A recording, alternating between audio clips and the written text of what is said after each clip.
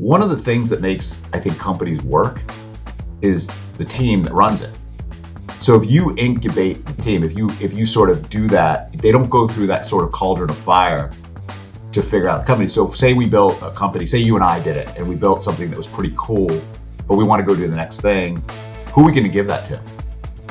You know, who is the person that's going to take the business forward? Because you don't really need a hired gun. You need a founder. Welcome to Tweener Talks, a weekly podcast by builders for builders where we explore the startup journey from the idea to the exit and all the lessons in between with an exclusive focus on founders from the Triangle region of North Carolina. Now here's your host, serial founder and general partner of the Triangle Tweener Fund, Scot Wingo. Welcome to this episode of Tweener Talks. This is the second of my two-part series interview with Mike Doernberg. In the last episode, we heard Mike's background and his plan all the way up to SmartPath and the exit. Here, when we last left the story, if you recall, Mike was considering throwing on the orange vest and working at Home Depot. Turns out that was not in the cards for Mike yet. He had not one, not two, but three more startups in him, and I'm pretty sure he's got some more in there that we'll see eventually down the road. But he's still busy with PlayMetrics. Enjoy the second part and the final part of my interview so far with Mike Doernberg, one of the Triangle's most prolific entrepreneurs. If you enjoyed this episode, don't forget to subscribe, leave a review, and share it with someone who loves the startup stories coming out of the Triangle. First, a huge thank you to our gold sponsors. Today we are featuring EisnerAmper. Whether you're planning international expansion, M&A, or IPO, EisnerAmper offers stage-specific solutions to help you reach your next milestone. Our dedicated technology practice delivers hands-on outsourcing, accounting, tax, and advisory support. We'd also like to recognize our silver sponsors. Today we are featuring Bank of America. B of A's transformative tech group helps tech companies scale fast with hands-on support, world-class resources, and an extensive network. Finally, thank you to our sponsor, Extensis HR. Extensis HR empowers tech founders and growing businesses to scale smarter. They do this by taking all of the HR administration off the founder's plate. They manage payroll, recruiting, employee benefits, and retirement plans, compliance, risk, and much more. Thank you again to all of our sponsors for supporting Triangle, Tweener Talks, and the entire Triangle startup community.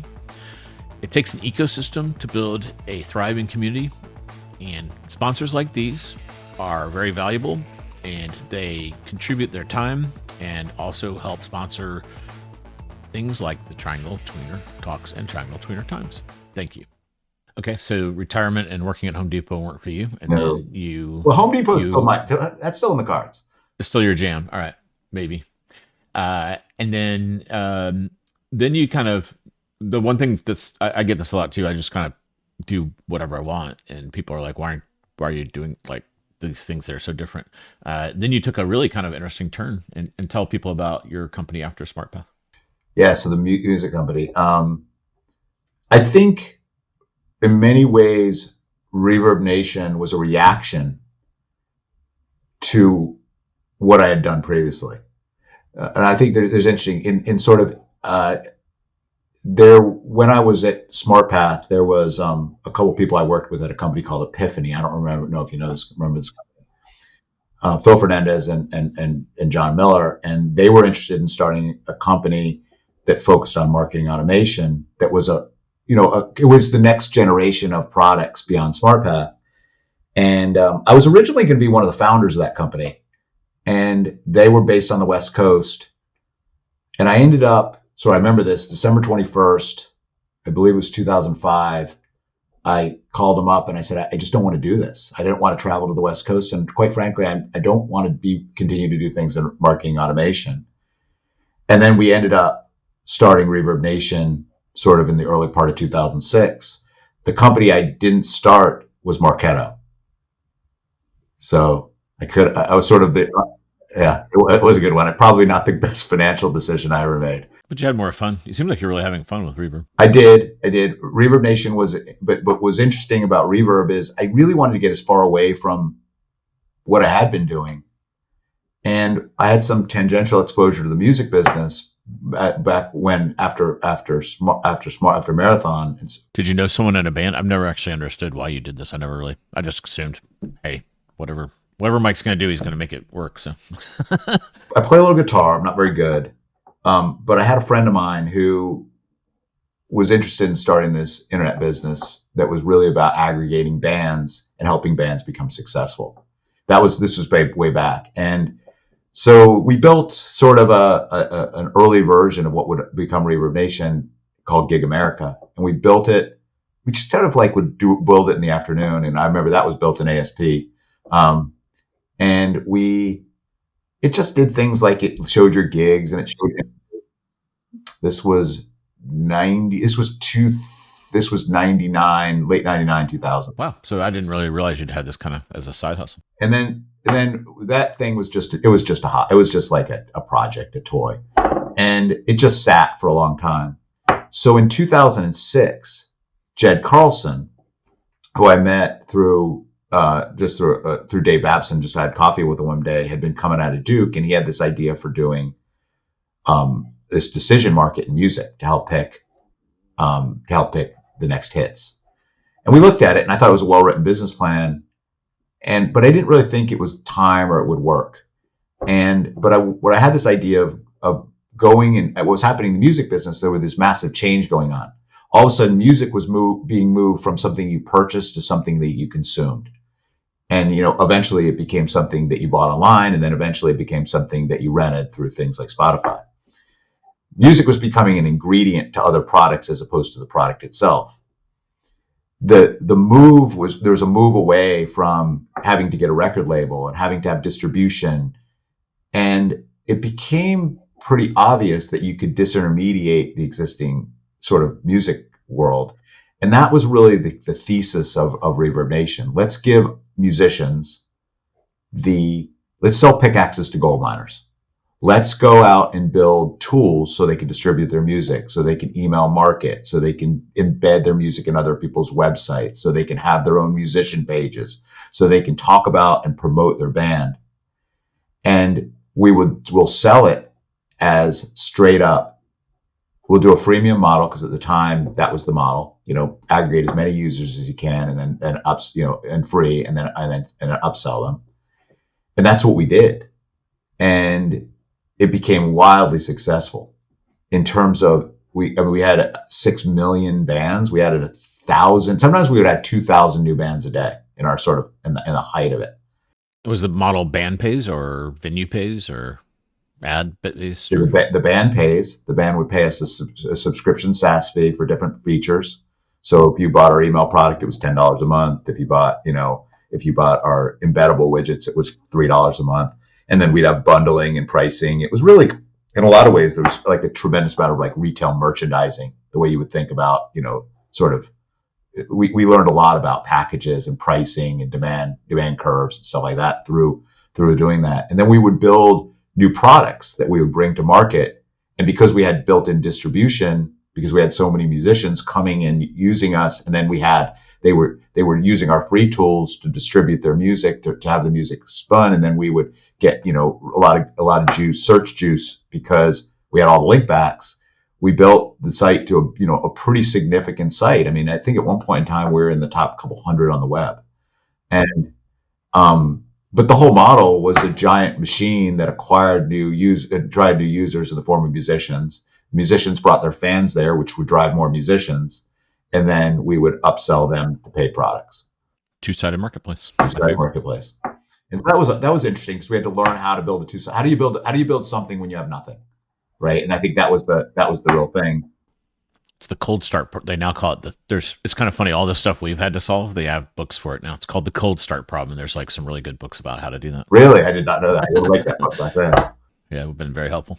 And so we ended up being successful. We did solve the problem, and that became the basis for that business. And the business continued to grow and grow and grow. I think the challenge I always had with the music business was that the existing music industry had a very tight controls over sort of rights. And for us to go bigger in that business would have meant we would have had to go deeper into the rights business, or we would have had to move into a situation like compete with Spotify. And that was not something that got me particularly excited. But in between sort of the decision to sell Reverb and, sort of the big growth period, we built Promote.it, which was our ad product. And that became the basis for Adwerx. And that was, we said, look, we have all these musicians, they all want to promote their music. How can we allow them to use advertising to do that? And we needed to be able to do very small programs, ad programs, and we needed to do that at scale. Because I had been at DoubleClick, I knew the folks that had started AppNexus, because what we needed to deploy millions of retargeting pixels. We needed to drop a retargeting pixel on every single one of our artists, so we could have the artists retarget the fans that had come to say, look at the Reverb stuff. And then we can sell them advertising to remarket to them. And we ended up building a very, very cool product and Promote.it. And it allowed us to do campaigns at scale, allowed us to deal with things like budget limitations on Facebook, where you had to spend at least $1 a day. We had to figure out how to dynamically target, how to automate the creation of creative. And that part of the business grew really rapidly. And we said, we should be able to take this out into other industries. So we sat down and talked about where would we take it. And we looked at all the industries, and we decided that real estate had enough similarities to musicians, but it had some of the same dynamics. But it also was far enough away that if we could demonstrate that we could do it both in music and in real estate, that we would have sort of the bookends to doing a sort of a small, medium-sized business solution in advertising. And that became the basic plan for Adwerx. So we built that business similar to what we did with SmartPath, in a very focused way. We branched the code, we built Adwerx, and we built that up to about $8 million in revenue when we spun it out. The band piece was doing $8 million? No, the band piece was doing more than that. The real estate piece. Okay. So you actually ran it inside and then spun it out. I didn't realize that. I thought you spun it out kind of at zero. I didn't realize it had some momentum to it. No, we ran it for a while, and we actually, for a while, we moved Adwerx to a different office in downtown Durham. I don't remember exactly where it was. So we had moved about 25 people into an Adwerx space. It's kind of near where Teamworks is, I think. Yeah, it is down that way. It's on the other side. I believe it was on the other side of the street. Because I was there, I was like, I think these guys were over here too. So Adwerx, yeah, that became the base for Adwerx. And in late 2014, we did tax-free spinoff. Jed went to go run the company, and I continued to run Reverb. How do you do that? So you somehow convinced your investors this was okay, and then I imagine you needed some licensing deal into Reverb because you wanted to keep running your advertising product. So Chris Smith, our CFO and our CEO, is just an incredibly bright guy, and he architected in many ways the spinoff. So he did a phenomenal job, and he's continued to be my CEO today. I think that there was things that were hard about it. I think that what you're talking about is how do we separate the technology? That was actually pretty straightforward. We branched the code. We gave Adwerx a fully paid perpetual license to use the code. We created a multi-year non-compete to where we agreed not to go into each other's spaces. So you kept the IP and gave them a license. So it was the other way around. Yeah. But they could create derivative works, and they could create, they could do everything. So they could convey it if they needed to, but had to sort of honor the non-competes. How did our board do it? I think the board put a lot of trust in us, and I think they've historically put a lot of trust in us. But we also had a business at this point in time. We had a business that was doing $8 million a year, and it needed to be set free. And it made sense to do. And I think we had to, when you kind of have to strike a grand bargain with your investors, because different investors come in at different times. There's different risk profiles, and so there's a little bit of that part was a little dicey. Not in a bad way, but more like we had to figure out how to take our newer investors and sort of deal with some of the things that they are. And we ended up doing that. We ended up getting some of the early investors to give some of their shares to the later investors. And we, had to allocate some additional preferences and things like that. But we got it done. It was a really elegant transaction. It was a cool transaction. I feel like you're, in some ways, you're basically running a venture studio. You're just not calling it that at any point in time. Have you ever thought of just like, screw it, just I think next you should do I'll just kind of plug this. I'll put the little bug in your ear. I think next you just should do a video venture studio because you're really good at this, right? So all these spinoffs you've had have actually been as, if not more successful than the OG.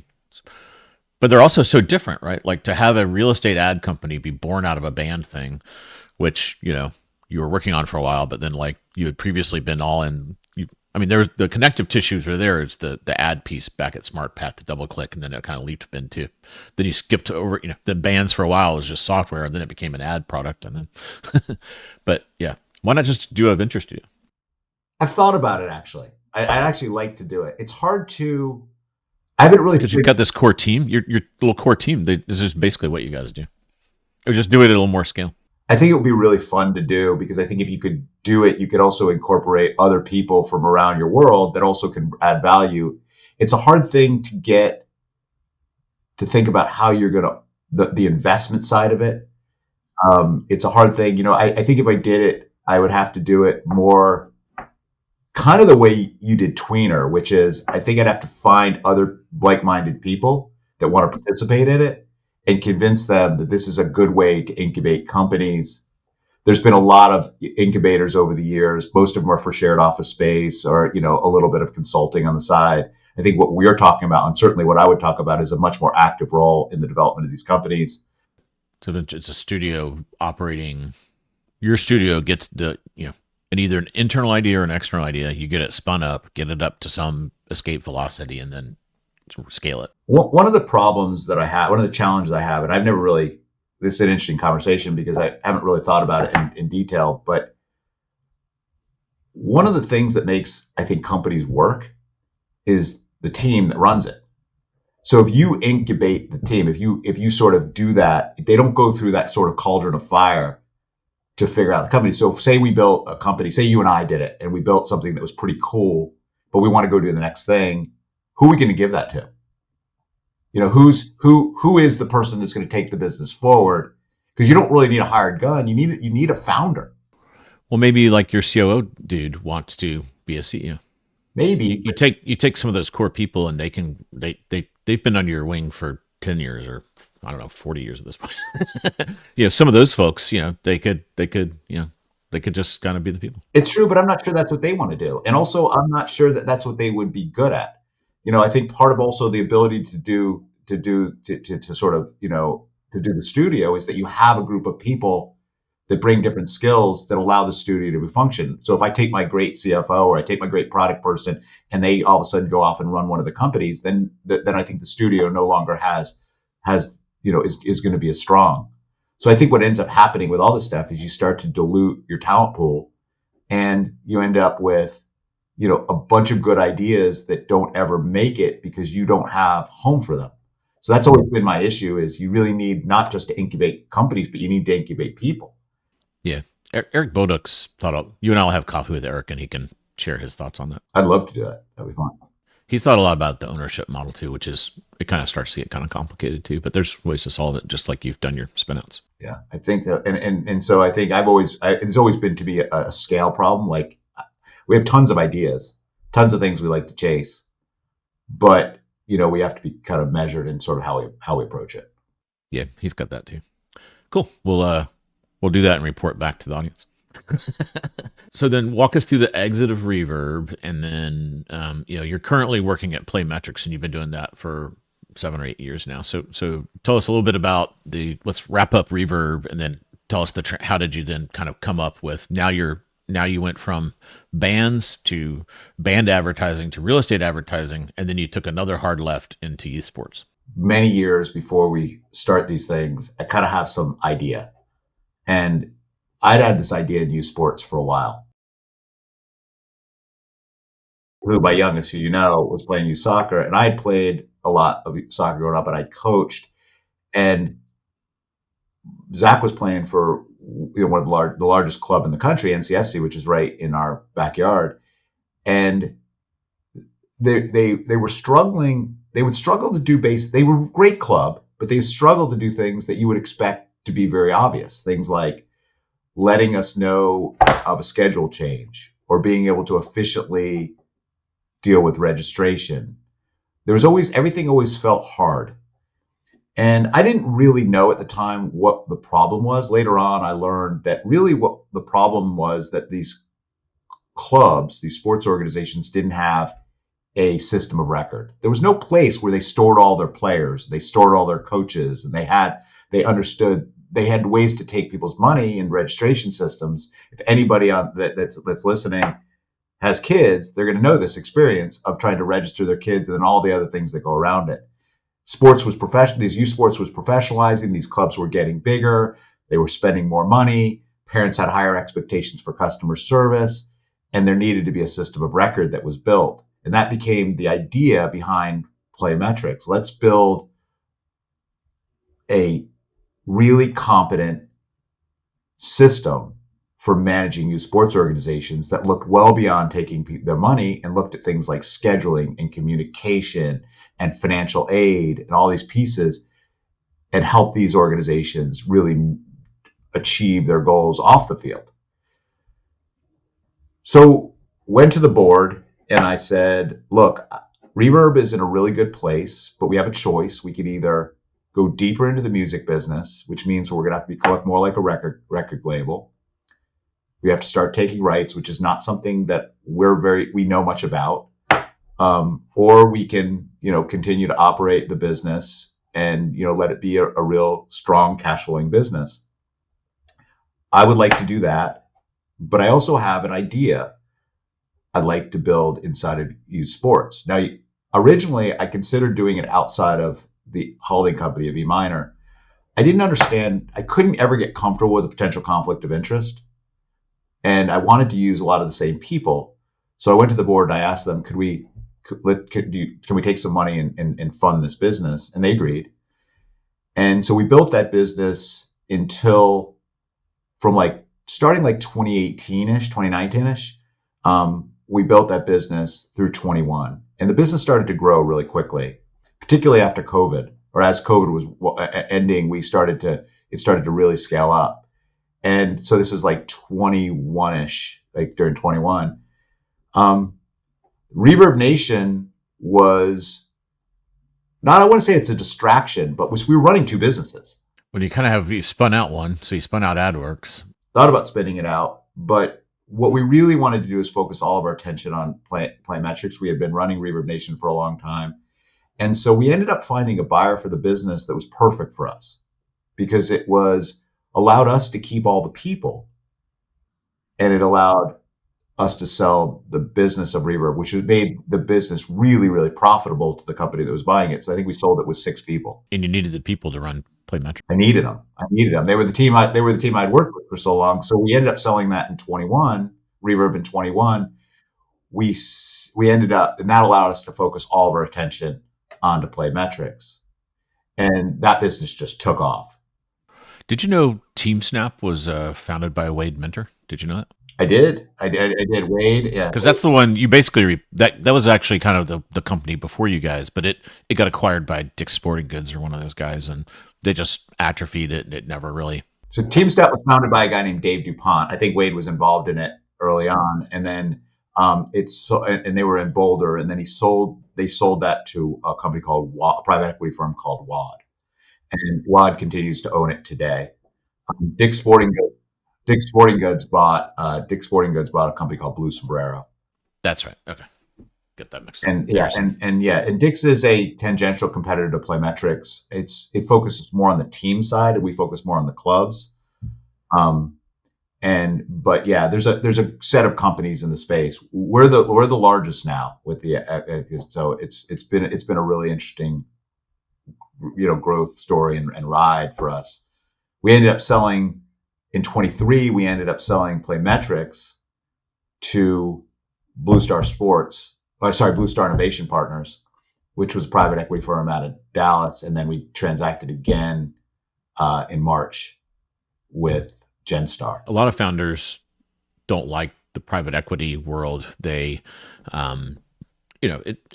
any acquisition is hard. You've been fortunate enough, you kind of have set up these situations where you're not really part of the acquirer for too long.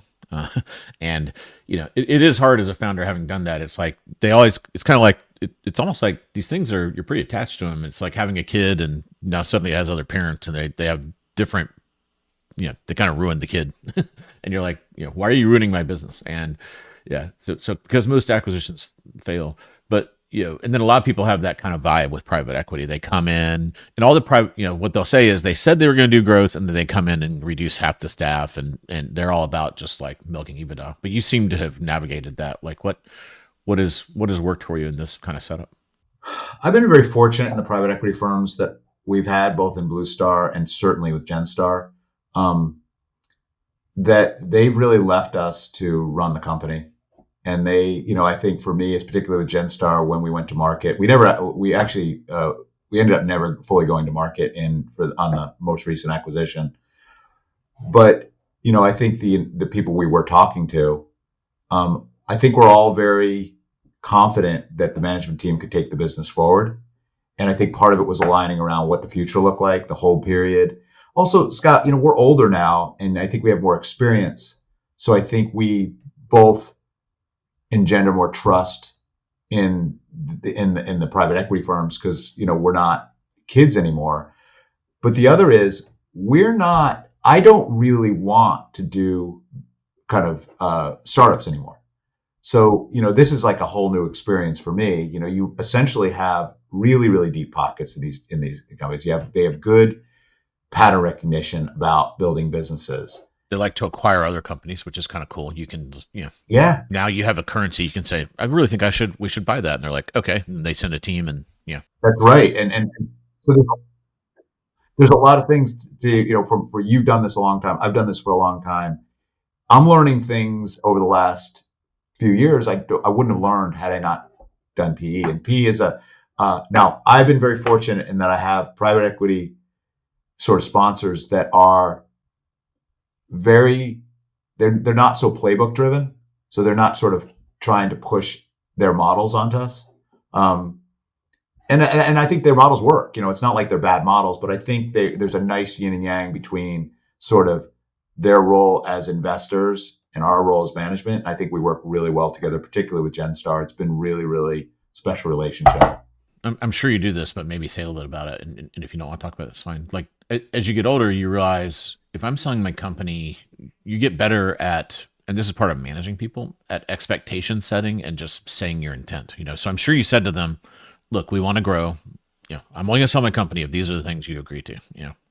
And you can't put it in a contract. The contract doesn't cover this, but you got to look them in the eye, and then you got to judge as an entrepreneur: are they listening to me, and are they going to agree? And I'm sure you said, it would be dumb to milk this for profit. We want to keep growing. We have some acquisitions. I don't want you. I'm fine having a board, but I don't want you injecting random people into my org that are going to disrupt it. I'm sure you set some expectations up front, which. The first time I sold a company, I didn't even think to do that. And they immediately took everyone that reported to me and reported them out to other people, which obviously was a total disaster. So, and then they and the other thing I've learned is this is more an acquisition than P. They love to throw in some allocation, right? So then suddenly we became unprofitable because they put this big corporate allocation for office space on us, and they had this, Taj Mahal in Boulder, and we were paying 25% of that, and I'm like, what? Yeah, this doesn't make any sense.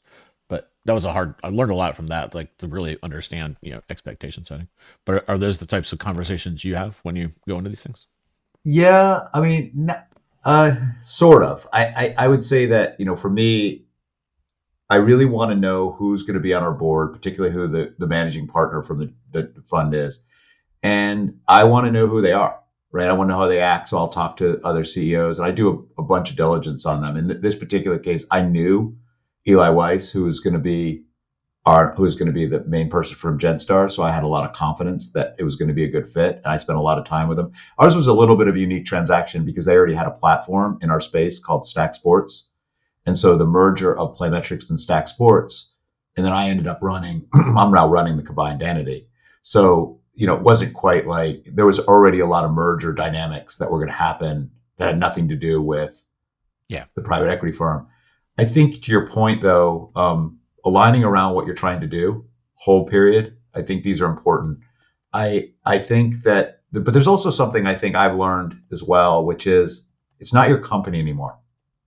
You have to get comfortable that you're moving from founder to CEO, and that, and you have to align on what you're trying to accomplish. Yeah. So, and I think that is pretty enabling. Also, when you start to realize they add real value, and it's not that the venture capital firms can't add value and don't add value, but the private equity firms invest a lot of money in resources, whether it be M&A resources or whether it be, it can be all kinds of things that are very valuable. And if you learn how to use them, you just have to think. You have to think differently. For me, if you're going to be PE backed, you have to think about being a PE-backed company, not being a venture-backed or founder-led company, and it's just a completely different experience. There are things that are common about it. In our case, what I said to Genstar was, the company I want to build is I want to be the definitive youth sports technology brand for youth sports organizations. I want to be a software company. I don't want to expand into things that are non-software related. And I think if we can build that definitive brand, we can be wildly successful. And then we talked about what that meant, the things we wouldn't do. We talked about the role of M&A. And I got comfortable with them embracing the strategy and actually augmenting the strategy with some of their ideas. And then once we kind of stacked hands on that, it became easier to see a future. And I think that's sort of the way I looked at it, more so than sort of setting rules of engagement of how they behave. So goal alignment was kind of like you kind of, but that kind of has the same, it's expectation setting. It is expectation. If they had said, we want you to quadruple revenue or something like insane, that would have been a good signal, right? It would have been, and I would have been, yeah, exactly. That would have been a big red flag, right? If they had, revenue at all costs. So I think we ended up, at least for right now, I think we made the right decision. I think they're a great firm, and I think I'm enjoying myself far more than I would ever. If you had asked me 5 years ago, would I ever do this? I probably would have said no. But for me, at this point in my career, it's an exciting time and it's an exciting experience, and it's kind of reinvigorated me in a lot of ways to keep doing what I'm doing.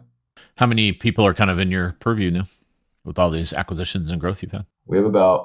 Right now, I have about 450 people. A lot of people. I got up to like 900. That's a big org. Yeah, it is a big org. We were in the office, and the most awkward thing is you can't possibly know everyone's name. Somewhere around I got up to like 250, and then it just you just can't. You can't, and you can't, and then new people come, and then it's awkward for them too. One time somebody came and asked me, I was talking to somebody, and they came up to me and say, "Well, what do you do here?" And I was like, I always say middle management. Yeah, but right now I'm enjoying myself. It's been a really good experience, and it's probably something I'll continue to do for a while. Certainly through the end of this whole period. Last question. So you started. It's kind of hard to count because you've got so many spinouts and things still going on. But let's say somewhere in the 6 to 10 zone, companies in the triangle. You've never moved to the Bay Area. You've been here for a long time and see a lot of change. Just reminisce for listeners, for the audience, about what it's like in the triangle and why you stayed here and what you think is going on in our ecosystem. And also, I'll say you're an LP. You have been since day one. You were the first. There's a set of people I called, and they're like, "Whatever you're doing, I'm in." And you were in that bucket, and we appreciate that for the Tweener Fund. So appreciate that. You also pay it forward. I don't know. I assume you're an LP in some local funds and those types of things. So you're one of those folks that you put your money where your mouth is. So we appreciate that. You and I've had we had on and off. We've had conversations about this over the years. I think this area, when you and I, our vintage sort of founder, there wasn't much of an environment here. You had CED, you had some young entrepreneurs. I think you had who are the guys that started Da Vinci? Richard and who you were pretty close with. The Hot, yeah. And yeah, hot. They but there wasn't a lot of the to the extent there was a community here, it was very small, and it wasn't particularly well formed. There wasn't a formation of capital, and capital didn't travel well back then. And I think that today it's very different. There's plenty of sources of capital. It doesn't have to be based here. There's many there now. There's multiple sort of there's multiple generations, I should say, of entrepreneurs and people who have been successful, people who have moved to the area. And I think primarily because of you and people like you, not me, you guys have created some genuine glue to the community, where somebody can come and move to the area and they can go and sit down with you and they can learn about the area, they can meet people. And so it feels very genuine now. We're never going to be the Bay. I don't know we want to be, right? I don't know we want to be. I think one of the things I like about it here is that we're not the Bay, that there's still a certain level of risk averse to this area that doesn't exist in the Bay. There's a certain level of seriousness. To create value, I think we are very focused on that. We don't chase a lot of dumb ideas here. Maybe sometimes to our detriment. Maybe sometimes we don't have sort of breakout, successes like Google or Facebook because we don't do that. I think one of the things that's happening is more companies move to the area, we have more acquirers in the area. But also because of private equity, there's a lot more acquirers, period. And so I feel like there's no reason to move from this area, from a quality of life. It's fantastic. That's where I raise my kids. It's where we live. And it never even dawned on me to move to the Bay. It wasn't anything I ever wanted to do. And, this is my home. And I think it's getting better to live here and better to start a business here and more potent to say you're from here than it's ever been before. And I think that if I ever considered moving to the Bay, it would have been a long time ago. And that never really something I considered. Did you? No. So, I think it's a great place to start a business. Yeah. The lifestyle, once you have kids and things here, there's no way you can go to the Bay.